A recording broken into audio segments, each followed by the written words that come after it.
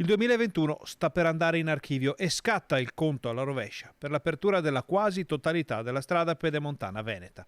Lo conferma Luca Zaia di fronte alle istanze del tessuto imprenditoriale veneto, che chiede di poter affrontare le sfide del futuro con una dotazione infrastrutturale di grande spessore. Noi ne abbiamo fatto una bandiera del tema dell'infrastrutturale, prova ne sia che per fine anno, inizio anno, insomma sarà gennaio, febbraio, adesso il Covid cambia spesso i nostri cronoprogrammi, però è pur vero che la pedemontana veneta la completiamo, la stiamo completando. La pedemontana, ribattezzata la Superstrada dei Veneti, unisce due aree di enorme importanza dal punto di vista produttivo, mettendo in rete il comparto berico con l'area bassanese e con la Marca.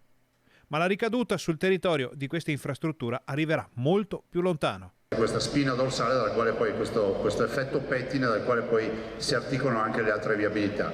Ad esempio rispetto alla pedemontana e a questo territorio in particolar modo un'industria Veneto Centro rappresenta Treviso, che è ben servita dalla pedemontana, ma poi c'è la parte padovana sulla quale noi stiamo progettando rispetto appunto ai collegamenti con la città e i collegamenti con il resto del padovano. A conti fatti, fra poche settimane mancheranno solo gli innesti sulla A4 a Montecchio e sulla A27 a Spresiano, con un cronoprogramma che prevede almeno 3 passaggi diversi da qui al 2023. È la più grande infrastruttura oggi in cantiere in Italia. Sono 2 miliardi e 258 milioni di opere, 94 km e mezzo, al quale si aggiungono altri 68 km di opere complementari.